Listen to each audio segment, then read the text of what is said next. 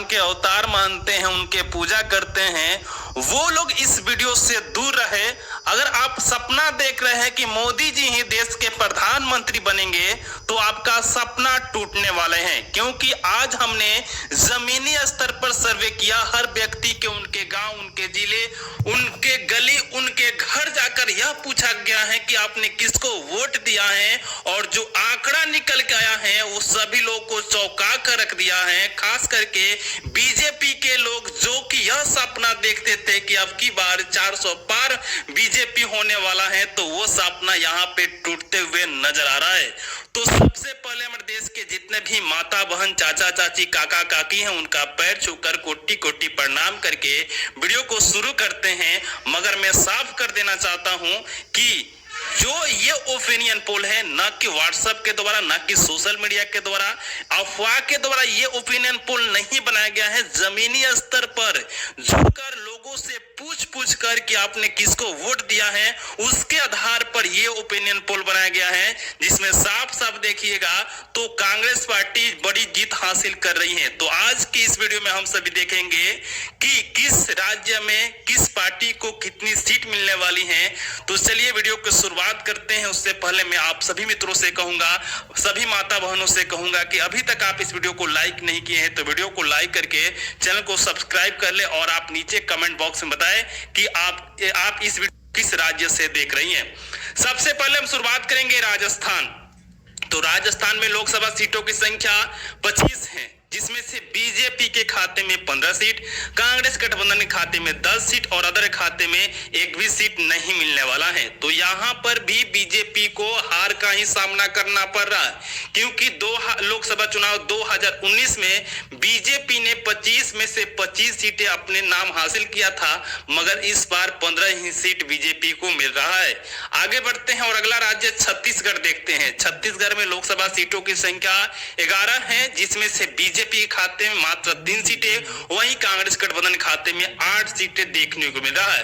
तो यहाँ पर भी कांग्रेस पार्टी बीजेपी से कई गुना आगे चल रही है। मैं आप सभी को यहाँ पे जाहिर कर दूं कि किसी पार्टी को केंद्र में सरकार बनाने के लिए 543 सीटों में से 272 सीटों की आवश्यकता होती है। जो भी 272 सीटों का आंकड़ा पार कर लेता है वही केंद्र में सरकार बना सकता है, और उनकी पार्टी जिनको चाहेगी प्रधानमंत्री बनाना वो बना सकती है, चाहे राहुल गांधी हो, चाहे अरविंद केजरीवाल हो, चाहे कोई और व्यक्ति हो।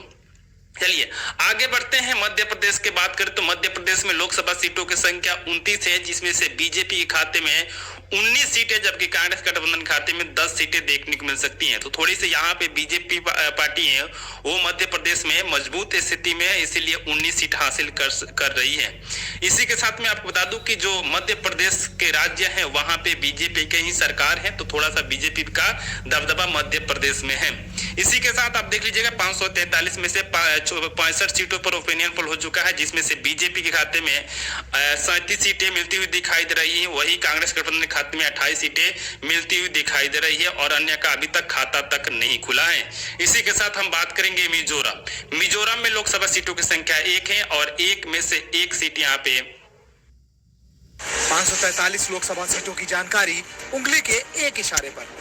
पिछले चुनाव का हाल हो या इस बार के बीजेपी के खाता में जाने वाली है। ठीक है, यहाँ पे टाइपिंग में थोड़ा सा मिस्टेक हुआ, इसके लिए सॉरी। ठीक है, चलिए आगे बढ़ते हैं और अगला राज्य देखते हैं तेलंगाना। तेलंगाना में लोकसभा सीटों की संख्या 17 है, जिसमें से बीजेपी के खाते में 2 सीटें, वहीं कांग्रेस गठबंधन के खाते में 12 सीटें मिलने की उम्मीद है, वहीं अदर खाते में 3 सीटें मिल सकती हैं।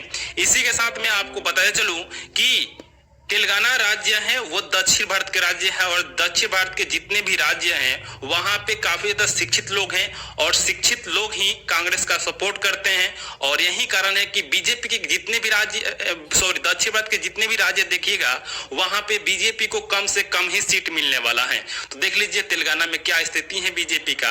वहीं हम आगे बढ़ते हैं महाराष्ट्र की बात करें तो महाराष्ट्र में लोकसभा सीटों की संख्या 48 है, जिसमें से बीजेपी खाते में 18 सीटें, वहीं कांग्रेस गठबंधन खाते में 18 28 सीटें, जबकि आपको बता दूं कि लोकसभा चुनाव 2019 में 48 में से बीजेपी ने यहां से 42 सीटें अपने नाम किया था, मगर इस बार की स्थिति कुछ खास देखने को नहीं मिल रही है। और इसी के साथ 131 पर ओपिनियन पोल हो चुका है, जिसमें से बीजेपी के खाते में 57 सीटें मिलने की उम्मीद है और कांग्रेस गठबंधन खाते में 69 सीटें मिलने की उम्मीद है और अदर के खाते में 5 सीटें मिलने की उम्मीद है। इसी के साथ हरियाणा देख लीजिए। हरियाणा में लोकसभा सीटों की संख्या 10 है, जिसमें से बीजेपी खाते में 2 सीटें, कांग्रेस गठबंधन खाते में 6 सीटें और अदर खाते में 2 सीटें मिल सकती हैं।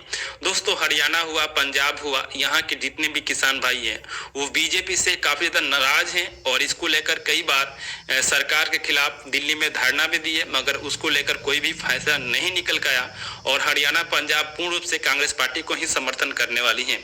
तो इसी के साथ आगे बढ़ते हैं और अगला राज्य देखते हैं झारखंड। झारखंड में लोकसभा सीटों की संख्या 14 है, जिसमें से बीजेपी के खाते में 3 सीटें मिल सकती हैं, वहीं कांग्रेस गठबंधन खाते में 10 सीटें मिलने की उम्मीद है और अदर को 1 सीटें यहाँ पे मिलने की भी उम्मीद रखा जा सकता है। और देख लीजिए, झारखंड में भी बीजेपी की स्थिति है जो खास देखने को नहीं मिल रही है। किसी भी राज्य में आप चलिएगा ना तो बीजेपी की स्थिति ठीक नहीं दिखाई रही है और किसी राज्य में तो बीजेपी को एक भी सीट नहीं मिल रही है, यानी कि पूरी तरीके से सुपड़ा ही साफ है। हम आगे बढ़ते हैं और अगला राज्य की बात करें। अगला राज्य है बिहार और बिहार में लोकसभा सीटों की संख्या 40 है और 40 में से बीजेपी खाते में 16 सीटें, वही कांग्रेस गठबंधन खाते में 23 सीटें मिलने की उम्मीद है और अदर को 1 सीट मिल सकती है। आपको जानकारी के लिए बता दूं कि लोकसभा चुनाव 2019 में बीजेपी पार्टी ने 40 सीटों में से 39 सीट अपने नाम किया था, मगर इस बार मात्र 16 सीटें ही बीजेपी के खाते में जाने वाला है, क्योंकि यहाँ पे तेजस्वी यादव जी हैं, वो काफी ज्यादा एक्टिव हैं और तेजस्वी यादव के कारण ही यहाँ पे कांग्रेस गठबंधन को अधिक से अधिक सीट मिल सकती है। चलिए आगे बढ़ते हैं और अगला राज्य की बात करें तो अगला राज्य है पश्चिम बंगाल में लोकसभा सीटों की संख्या 42 है, जिसमें से बीजेपी खाते में 10, वहीं कांग्रेस गठबंधन खाते में 2, जबकि अदर खाते में 30 सीटें मिलने की उम्मीद है। तो 30 सीटें ये जो है ममता बनर्जी के टीएमसी जो पार्टी है वो हर सीटों पर अपना कैंडिडेट खड़ा की है। हालांकि कांग्रेस के साथ गठबंधन नहीं किया है, अपना ही कैंडिडेट खड़ा किया है और ममता बनर्जी का साफ साफ कहना है कि हम जितने भी सीट जीतेंगे तो पूर्ण रूप से कांग्रेस पार्टी का ही समर्थन करने वाले हैं, तो भी एक अच्छी बात है। चलिए इसी के साथ आगे बढ़ते हैं और अगला राज्य देखते हैं।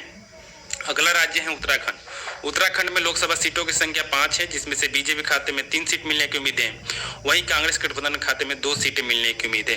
तो इसी के साथ आप देख लीजिएगा 242 पर ओपिनियन पोल हो चुका है, जिसमें से मोदी जी का जो पार्टी है बीजेपी, उनके खाते में 51 सीटें जा पहुंचा है, 91 सीटें जा पहुंचा है, जबकि कांग्रेस गठबंधन खाते में 112 सीटें जा पहुंचा है और अदर खाते में 39 सीटें देखने को मिल रही हैं। तो दोस्तों, उत्तराखंड में जो सीट थी 2019 के लोकसभा चुनाव में 5 में से 5 सीट बीजेपी ने अपने नाम किया था, मगर इस बार की स्थिति कुछ खास नहीं है। वही हिमाचल प्रदेश की बात करते हैं। हिमाचल प्रदेश में लोकसभा सीटों की संख्या 4 है, जिसमें से बीजेपी को 2 और कांग्रेस को 2 सीटें मिल सकती हैं और यहां से भी 2019 के चुनाव में बीजेपी ने चारों सीट अपने नाम किया था। आगे बढ़ते हैं, गोवा की बात करें तो गोवा में लोकसभा सीटों की संख्या 2 है, जिसमें से एक बीजेपी को मिल सकता है और एक कांग्रेस पार्टी को मिल सकता है। इसी के साथ आगे बढ़ते हैं और अगला राज्य देखते हैं मेघालय में लोकसभा सीटों की संख्या 2 है, जिसमें से बीजेपी खाते में 1, वहीं कांग्रेस गठबंधन खाते में 1 सीट मिलने की उम्मीद है। तो इसी के साथ देख लीजिए 250 पर ओपिनियन पोल हो चुका है, जिसमें से बीजेपी खाते में 95 सीटें मिलने की उम्मीद है, जबकि कांग्रेस गठबंधन खाते में 116 सीटें और अदर खाते में 39 सीटें मिलने की उम्मीद है। तो दोस्तों, ये जो अदर पार्टी के सीट मिल रही हैं वो कतई नहीं बीजेपी को सपोर्ट करने वाली है। तो अदर पार्टी की जितने भी सीट मिलेगी वो कहीं ना कहीं बाद में चलकर वो कांग्रेस पार्टी को ही समर्थन देने वाली है। इसी के साथ हम बात करेंगे अरुणाचल प्रदेश में लोकसभा सीटों की संख्या 2 है, जिसमें से बीजेपी खाते में 1 सीट है, वही कांग्रेस गठबंधन खाते में भी 1 सीटें मिलने की उम्मीद है। इसी के साथ आगे बढ़ते हैं और अगला राज्य देखते हैं। अरुणाचल प्रदेश तो हो गया है ना, अरुणाचल प्रदेश हो गया है। अगला राज्य आपके कार्ट में है ₹75, क्योंकि ग्लो रोड के पहले ऑर्डर पे मिलेगा ये price. Download the app now. Tripura देखते हैं। त्रिपुरा में लोकसभा सीटों की संख्या 2 है, जिसमें से बीजेपी खाते में 2, का 2 सीटें बीजेपी को मिलने वाला है त्रिपुरा में। त्रिपुरा में बीजेपी पार्टी है ना वो काफी ज्यादा मजबूत है और यही कारण है कि यहाँ से दोनों सीट बीजेपी के खाते में मिलेगा। वहीं आप देखिएगा तो 256 पर ओपिनियन पोल हो चुका है, जिसमें से 98 सीटें बीजेपी खाते में, जबकि 119 सीटें कांग्रेस गठबंधन खाते में देखने को मिल रहा है। इसी के साथ नागालैंड की बात करते हैं तो नागालैंड में 1 सीट है और एक सीट कांग्रेस पार्टी को मिलने वाला है। सिक्किम की बात करें तो सिक्किम में भी 1 सीट है और एक सीट अदर के खाते में मिलने वाला है। ना बीजेपी को मिलेगा ना कांग्रेस को मिलेगा। मिजोरम की बात करते हैं, मिजोरम में लोकसभा सीटों की संख्या 1 है, जिसमें से अदर खाते में एक सीट मिलने वाला है। वहीं उत्तर प्रदेश, दोस्तों यहाँ पे उत्तर प्रदेश में लोकसभा सीटों की संख्या सबसे अधिक है, 80 सीट है, जिसमें से बीजेपी के खाते में 45 सीट मिल सकता है।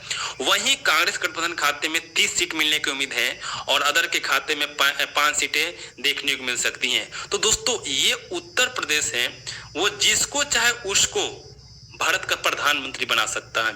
मगर यहाँ पे क्या हुआ है कि बीजेपी ने एक बहुत बड़ा खेला किया है राम मंदिर का निर्माण करके। हालांकि राम मंदिर बनना चाहिए और उसी का मेन मुद्दा बनाकर, धर्म का मुद्दा बनाकर लोगों से वोट मांगा जा रहा है। इसीलिए बीजेपी को यहाँ थोड़ी सी पकड़ है जो काफी एकदम मजबूत दिखाई दे रही है। चलिए कोई बात नहीं है, दक्षिण भारत में चलेंगे तो देखिए वहां की स्थिति क्या रहती है बीजेपी का। आप तो देखेंगे ही कुछ देर में। देख लीजिए कर्नाटका में लोकसभा सीटों की संख्या 28 है, जिसमें से बीजेपी को 12 सीटें जबकि कांग्रेस को 16 सीटें मिलने की उम्मीद है। इसी के साथ 367 सीटों पर ओपिनियन पोल हो चुका है, जिसमें से बीजेपी खाते में 155 सीटें जा पहुंचा है, जबकि कांग्रेस गठबंधन खाते में 166 सीट, जबकि अदर खाते में 46 सीटें देखने को मिल रही है। तो अभी भी बीजेपी और कांग्रेस पार्टी 10 सीटों के साथ इधर उधर हैं, तो काफी ज्यादा दोनों बराबर का ही सामना कर रहा है। ठीक है, अब केरल देख लीजिए। केरल में लोकसभा सीटों की संख्या 28 है, जिसमें से बीजेपी खाते में एक भी सीट नहीं मिल सकता है, यानी कि पूरी केरल में 20 सीटें हैं। सॉरी दोस्तों, यहाँ पे 28 गलती से टाइप हो गया है। केरल में लोकसभा सीटों की संख्या 20 है, जिसमें से कांग्रेस पार्टी को 16 सीट मिल सकती है, जबकि अदर खाते में 4 सीटें मिलने की उम्मीद है। और यहाँ पे देखिएगा बीजेपी की स्थिति पूरी तरीके से साफ है, एक भी सीट हासिल नहीं कर सकती है। 2014 में भी यहाँ से केरल से एक भी सीट बीजेपी ने हासिल नहीं किया था, 2019 में भी नहीं किया था और 2024 में भी नहीं करने वाली है। आगे बढ़ते हैं, तमिलनाडु की बात करें तो तमिलनाडु में लोकसभा सीटों की संख्या 39 है, जिसमें से बीजेपी खाते में 2 सीटें मिल सकती हैं। वहीं कांग्रेस गठबंधन खाते में 35 सीटें मिलने की उम्मीद है और अदर खाते में 2 सीटें मिलने की उम्मीद है। तो इसी के साथ आप देख लीजिएगा 543 में से 426 पर ओपिनियन पोल हो चुका है, जिसमें से बीजेपी पार्टी के खाते में 157 सीटें देखने को मिल रही है, जबकि 217 सीटें कांग्रेस गठबंधन खाते में, वहीं अदर खाते में 52 सीटें देखने को मिल रही है। दोस्तों अदर के खाते में भी बहुत ज्यादा सीट इस बार आने वाला है। ठीक है, आगे बढ़ते हैं तमिलनाडु में लोकसभा सीटों की संख्या 26 है, जिसमें से बीजेपी खाते में 20, कांग्रेस खाते में 6 सीटें मिलने की उम्मीद है। तो थोड़ी सी यहाँ पे तमिलनाडु में जो बीजेपी है वो काफी ज्यादा मजबूत दिखाई दे रही है। चलिए आगे बढ़ते हैं और देखते हैं अगला स्थिति। उड़ीसा में लोकसभा सीटों की संख्या 26 है, जिसमें से बीजेपी के खाते में 7 सीटें, वहीं कांग्रेस गठबंधन खाते में 3 सीटें मिलने की उम्मीद है और अदर के खाते में 11 सीटें मिल सकती हैं। तो दोस्तों इसी के साथ देख लीजिए 473 पर ओपिनियन पोल हो चुका है, जिसमें से 184 बीजेपी के खाते में, जबकि 226 कांग्रेस गठबंधन खाते में, जबकि 63 सीटें अदर खाते में देखने को मिल रहा है। तो दोस्तों अदर भी पार्टी जो है वो काफी ज्यादा मजबूत दिखाई दे रही है और अदर चीज को चाहेगी उसको अपना बहुमत देकर किसी को भी सरकार में ला सकती है। तो ये स्थिति बहुत ज्यादा दयनीय यहाँ पे दिखाई दे रही है। पर आगे बढ़ेंगे और बहुत सारे सीटों पर ओपिनियन पोल होना बाकी है। और देखिए अदर जो पार्टी है ना वो कहीं ना कहीं पूर्ण रूप से कांग्रेस को ही समर्थन करने वाली है, बीजेपी को कतई नहीं समर्थन कर सकती है। चलिए आगे बढ़ते हैं। आंध्र प्रदेश की बात करें तो आंध्र प्रदेश में लोकसभा सीटों की संख्या 25 है, जिसमें से बीजेपी को 8 सीटें मिल सकती हैं, वहीं कांग्रेस गठबंधन को 4 सीटें मिलने की उम्मीद है। वहीं अदर खाते में 13 सीटें जा सकती हैं। दोस्तों आंध्र प्रदेश हुआ, उड़ीसा हुआ, पश्चिम बंगाल हुआ, इसमें अदर पार्टी को ज्यादा सीट मिलने वाली है। ठीक है, तो इसी के साथ देख लीजिए 458 सीटों पर ओपिनियन पोल हो चुका है, जिसमें से 192 सीटें बीजेपी के खाते में, जबकि 230 सीटें कांग्रेस के खाते में, जबकि 76 सीटें अदर के खाते में देखने को मिल रहा है। इसी के साथ असम के देख लीजिए, असम में लोकसभा सीटों की संख्या 14 है, जिसमें से आप सभी देखिएगा तो असम में यहाँ पे बीजेपी को 8 सीटें मिल सकती हैं, वहीं कांग्रेस पार्टी को 4 सीटें मिल सकती हैं और अदर खाते में 2 सीटें मिल सकती हैं।